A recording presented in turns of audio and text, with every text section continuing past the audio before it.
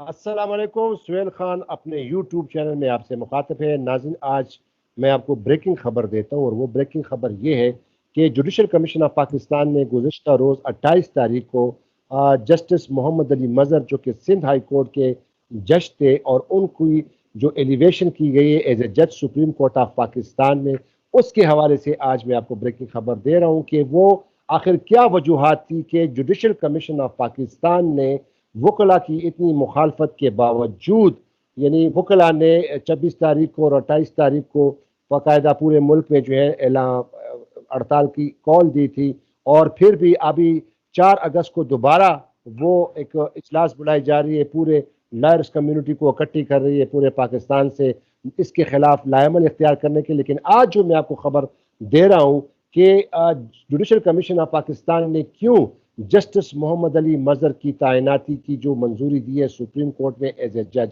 इसके ये सारे तफसीलात मैं आपसे शेयर करूंगा। लेकिन पहले मैं अपने मेहमान के साथ आपको इंट्रोडक्शन कराता हूँ। मोहम्मद अजहर सदीक साहब, सीनियर एडवोकेट सुप्रीम कोर्ट, मेरे साथ इस वक्त मौजूद है, तो हम इस पर भी उसके साथ तफसील से बात करेंगे। अजहर सदीक साहब, thank you very much for joining me. बहुत शुक्रिया जनाब सोहेल साहब, नंबर ले गए आप।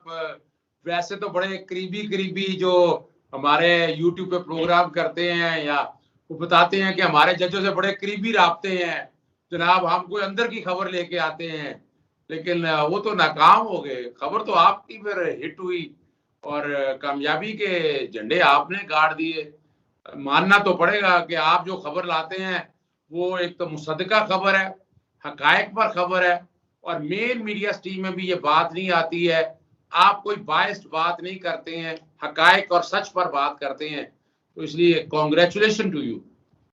बहुत शुक्रिया अजहर सदीक साहब। अजहर सदीक साहब, आपकी इजाजत हो तो पहले वो जो एक्सक्लूसिव चीज है वो पहले मैं बता दूं, फिर आपके साथ इसमें डिटेल से हम बिल्कुल डिस्कस बताएं करें। आप, जरा नाजरीन को पता चलना चाहिए ना कि जो आपने बात मेरिट की थी वो आखिर वो है और क्या वजूहत है, वो आपके पास है, जरूर बताएं ना।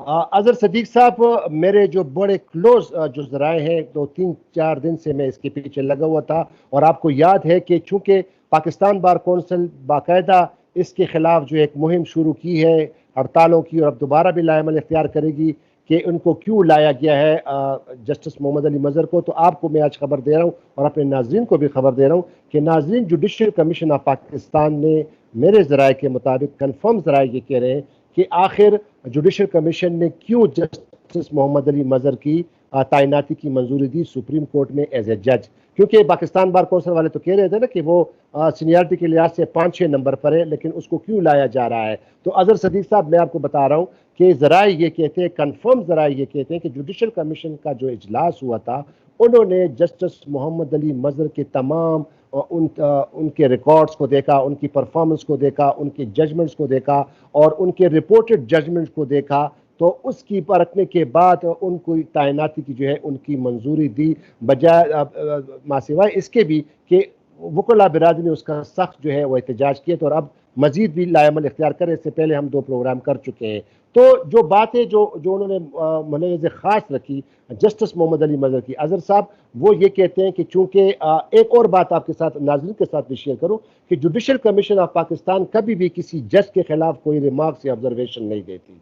जराए कहते हैं कि जुडिशल कमीशन ऑफ पाकिस्तान के लिए तमाम जज जो है वो काबिल एहतराम है और लायक जज है। हाँ, ये कहा जा सकता है कि मतलब ए या बी जो है, मतलब है कि ए खराब है या बी जो है बहुत अच्छा है, लेकिन ये है कि कुछ इस तरह परखा जाता है कि कुछ जज की जो परफॉर्मेंस देखी जाती है, उसकी रिपोर्टेड जजमेंट देखी जाती है, उसकी बिना पर फिर उसकी जो है वो तैनाती की मंजूरी दी जाती है। तो जस्टिस मोहम्मद अली मज़हर का तमाम रिकॉर्ड उनका देखा गया और उनकी रिपोर्टेड जजमेंट्स को देखा गया। और अजहर सदीक साहब जरा ये भी कहते हैं कि बाकायदा जुडिशल कमीशन ऑफ पाकिस्तान ये भी देखती है कि मिसाल के तौर पर अगर उसके 500-600 या 100-200 या तकरीबन 50-60 जजमेंट्स हैं, तो उस जजमेंट में कितने उस पर जो है ना उसके खिलाफ पिटिशनें फाइल हुई, कितनी CMAs उस पर आई, ये भी सारा देखा जाता है।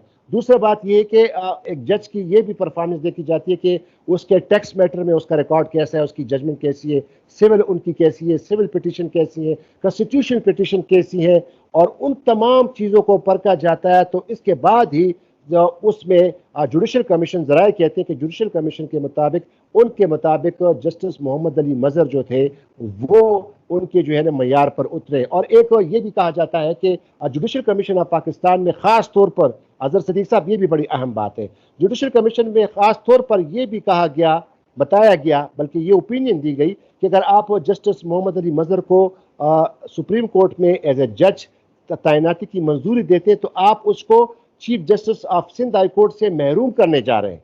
यानी उसके चांसेस है कि वो chief justice of Pakistan, chief justice Sindh high court बनेगा और आप उसको जज लेके आ रहे हैं सुप्रीम कोर्ट में एज ए जज, तो लिहाजा आप उसको चीफ जस्टिस से जो है महरूम करते हैं।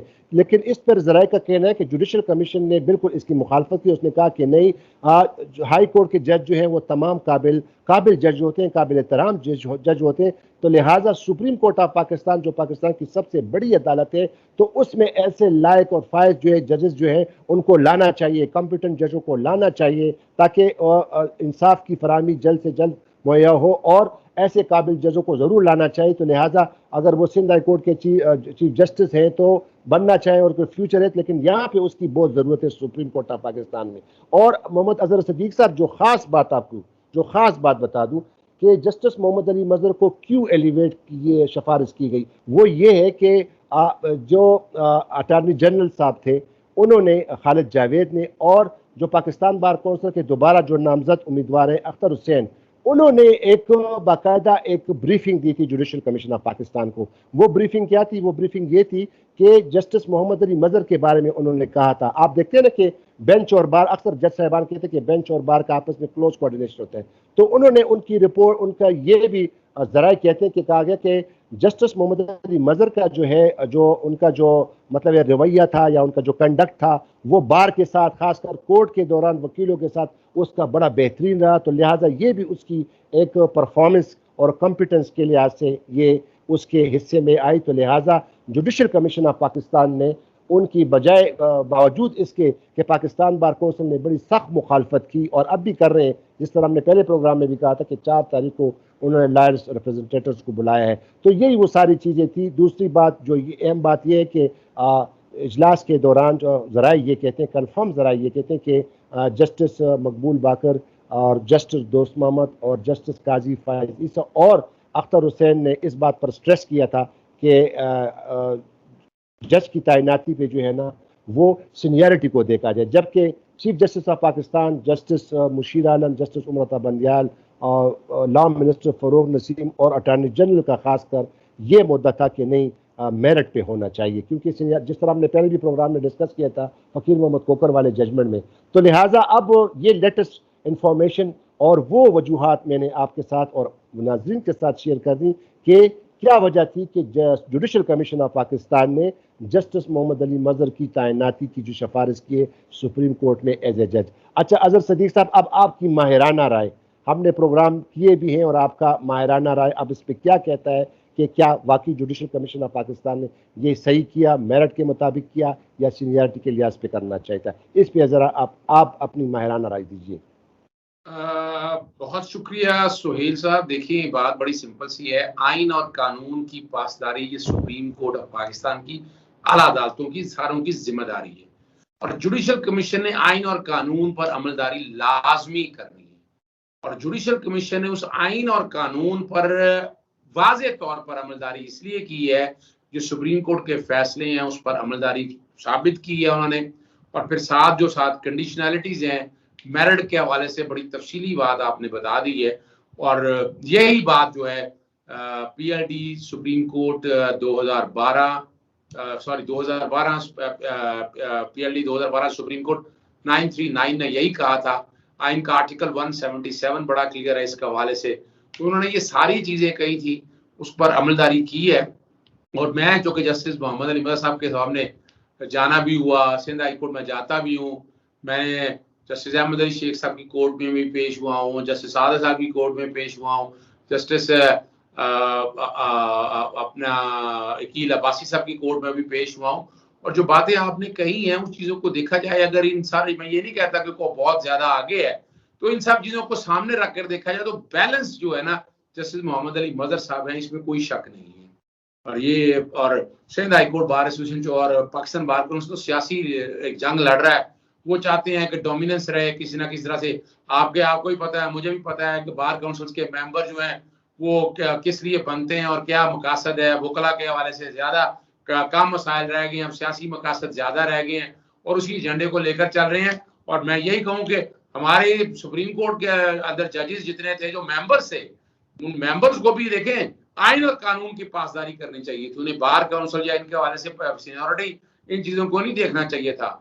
और वो वजह ये है कि जस्टिस, मैं जो समझ पाया हूँ कि जस्टिस काजी फाइज साहब का केस सामने रखकर देख लें, जस्टिस मकबूल बाकर साहब ने फैसला दिया और जस्टिस काजी फाइज साहब पाकिस्तान बार काउंसिल उनके लिए निकली, तो वो कह सकते हैं कि इस हवाले से कहीं ना कहीं वो एज होगा। लेकिन ये मेरी जाती राय है, हो सकता है मैं गलत भी हूँ इस सारे मामले में।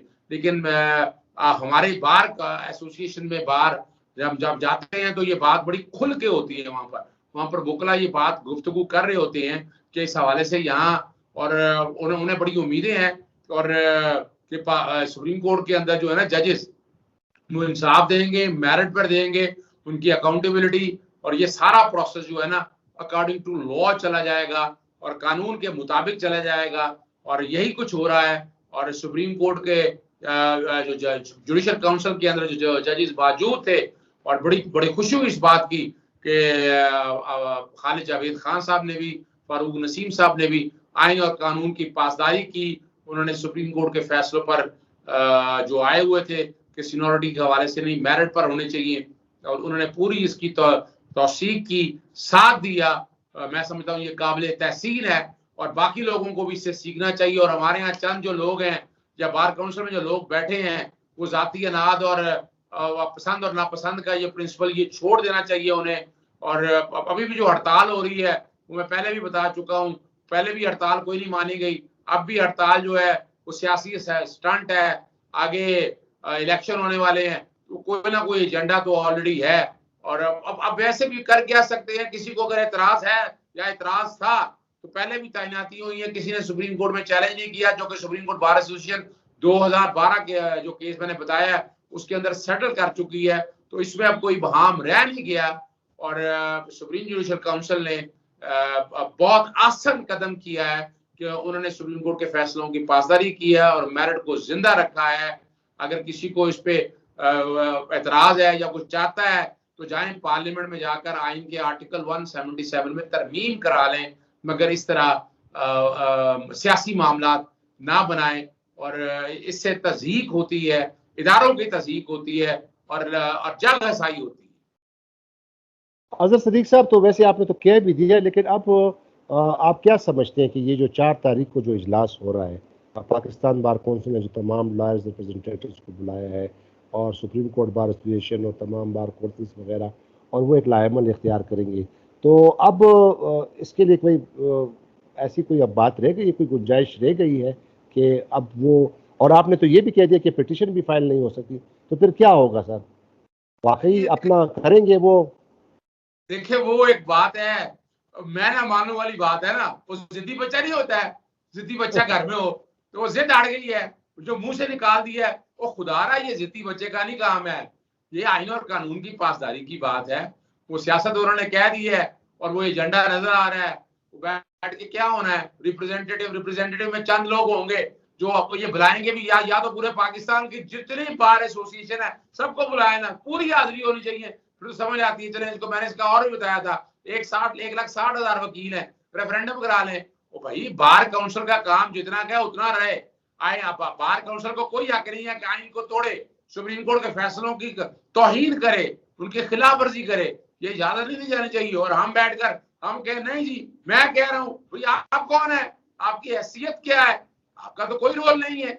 आप जाए बार एसोसिएशन को संभालें, वकला को संभालें, आपका कोई काम नहीं है अदालतों को रेगुलेट करना, जुडिशल काउंसिल को रेगुलेट करना और उन पे डिक्टेशन देना।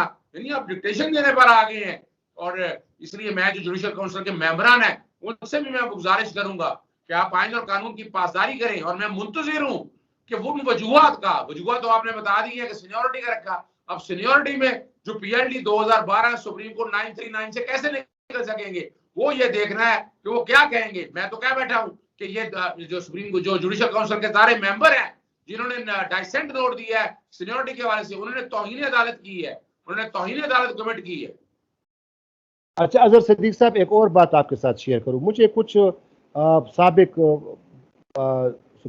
पाकिस्तान बार कौंसिल के कुछ मेंबरान ने कहा, और अब अक्सर कई हलकों से हलकों से मैंने ये सुना है कि अब वो ये कोशिश कर रहे हैं कि ये कहेंगे कि जनाब जिन जजों को बाईपास किया जुडिशल कमीशन ऑफ पाकिस्तान ने, यानी जस्टिस अहमद अली शेख जो है, जो सिंध हाई कोर्ट के चीफ जस्टिस, और उनके अलावा जो और 3 जज साहिबान हैं जो कि जस्टिस मोहम्मद अली मजहर से सीनियर थे, अब ये बाकायदा ये परसुएशन की कोशिश कर रहे हैं, जरा ये कहते हैं, और बल्कि मुझे वकीलों ने कुछ कहा है कि अब जनाब ये कोशिश की जाएगी कि उन जजों को कहा जाएगा कि जनाब आप रिजाइन कर दें, आपकी जो है ना बेइज्जती हुई है और आपको लफ्ज़ खातर नहीं लाया गया। तो लेकिन आज जो जिस प्रोग्राम में मैंने कहा, जो कि कन्फर्म जरायों ने मुझे बताया है कि जुडिशल कमीशन ऑफ पाकिस्तान किसी जज के खिलाफ नहीं होती।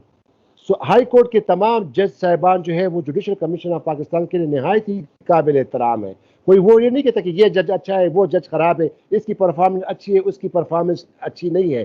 तो लिहाजा अब मेरे ख्याल में जब ये मुझे पता चला, तो अब इन वकीलों का जो ये कहना है कि जनाब अब ये भी कन्विंस करने की कोशिश की जाएगी बार काउंसिल्स को या बार एसोसिएशन को कि उन जज साहिबान से मुतालबा किया जाए जो सीनियर थे कि जनाब आप रिजाइन दे दें क्योंकि आपको कोई लिफ्ट नहीं करा दी गई। अच्छा ये देखिए ना, मैं एक छोटी सी बात बताऊं ना, अपना हमारे यहाँ गुल्ली डंडा खेलने की शौक है, या को क्रिकेट खेलना चाहते हैं, या को फुटबॉल खेलना चाहते हैं, फुटबॉल बनाया हुआ ना आपने, यानी बैठकर ये बार काउंसिल या बार, यानी ये आइन क्या कहता है? आइन तो ये बात नहीं करता जो ये बातें कर रहे हैं, ये आइन और कानून के खिलाफ। और मेजोरिटी वोकला जो है ना, उनका इससे कोई ताल्लुक नहीं है इस कंसर्न से। उन्हें कंसर्न है कि जुडिशियल सिस्टम ठीक होना चाहिए, या इंसाफ मिलना चाहिए, या लोअर जुडिशरी में जो हाल है वो होना चाहिए। सुप्रीम कोर्ट में कितने केसेस जाते हैं अगर देखा जाए, सबसे ज्यादा यानी हमारी बार काउंसिल या बार एसोसिएशन, इन सब ने, इन्होंने मिसाल के तौर पर हमारे कई जजेस जो बात करते हैं कि जनाब हम बड़े कानून आइन की पासदारी करते हैं, क्या उन्होंने इस पर कोई सुओ मोटो लिया आज तक? उन्होंने जो बातें कर रहे हैं इस कॉन्टेक्स्ट के हवाले से, क्या उन्होंने कोई सुओ मोटो लिया इस कॉन्टेक्स्ट में? क्या कोशिश की है चंदा चकोरी मांगने जाए, मांगने को चांद जाए? और ये सारी चीजों को अगर आप बैठकर सोचना शुरू करें तो वोकला की राय ये नहीं है। वोकला की राय में मैं देखे ना, मैं अपने वाले तौर पर कह दूं, वोकला की राय बिल्कुल ये नहीं है। वोकला चाहते हैं आइन और कानून की अमलदारी हो, कानून और आइन की पासदारी हो, और उस पर सख्ती से अमल किया जाए। और ये जो तरीकाकार बनाया गया है कि अपनी पसंद और नापसंद के लोगों को लाना। और दूसरा देखिए मेरी बात सुने, ये कोई मुकाबले का इम्तिहान हो रहा है, मैं तो हैरान इस बात पे हो रहा हूँ, ये कोई सीएसएस हो रहा है, ये कोई मुकाबले का इम्तिहान हो रहा है। भाई आइन जो कहता है, आइन में कहीं सीनियरिटी का लफ्ज नहीं। आप कौन होते हैं सीनियरिटी का लफ्ज? आप कौन होते हैं कि जी बाकी लोग इस्तीफा दे? क्यों इस्तीफा दे जी? किस लिए इस्तीफा दे? किस लिए इस्तीफा दे? आप जजेस को अगर निकालने का सिर्फ एक प्लेटफॉर्म है, वो आइन का आर्टिकल 209 है जो आप चलने नहीं दे रहे, और आप आइन के आर्टिकल 209 पर भी अमल दरामद। अगर इतना कोई शौक है किसी को तो आइन का आर्टिकल 209 पर अमल दरामद होने दे। जैसे कि अकाउंटेबिलिटी हो जाए, ले जाए केस उनके खिलाफ, उन लोगों के खिलाफ जाकर फाइल करें रेफरेंस। और ये कोई तरीका नहीं है इस्तीफा दे दे। क्यों इस्तीफा दे जी? कोई इस्तीफा नहीं देगा। और वोकला की बड़ी तादाद इसको कंडेम कर दिया जो इस्तीफा मांगती। बहुत शुक्रिया अजहर सिद्दीक साहब। तो अब ये आपके साथ स्पेशली और नाजरीन के साथ ये इंफॉर्मेशन में शेयर करना चाहता था, और ये बाकायदा अब वाज़ेह हो गया कि क्या वजह थी कि जुडिशल कमीशन ऑफ पाकिस्तान ने जस्टिस मोहम्मद अली मजहर को, सिंध हाई कोर्ट के जज को, सुप्रीम कोर्ट में तैनाती की जो मंजूरी दी है, ये वो वजूहात थी और जिनकी बिना पर उनकी मंजूरी दी गई, बावजूद इसके कि वकला बरादी पाकिस्तान बार कौंसिल इसके ख़िलाफ़ है। तो एक और वीडियो में दोबारा हाजिर हो जाएंगे। हमें उम्मीद है कि आपको ये इन्फॉर्मेटिव प्रोग्राम पसंद आ गया होगा। ये ब्रेकिंग न्यूज़ मैंने आपको दे दी, और अजहर सिद्दीक साहब मेरे ख्याल में आपको भी खुशी होगी क्योंकि 2-3 प्रोग्राम हमने इस पर ऑलरेडी हमने किए हुए थे, और वही मेरिट को मुलविज़ ख़ास रखा गया जुडिशल कमीशन ऑफ पाकिस्तान में। तो नाज़रीन, अब तक के लिए सुहेल खान से इतना ही। मुझे और अजहर सिद्दीक को दीजिए इजाज़त। खुदा हाफ़िज़। पाकिस्तान जिंदाबाद।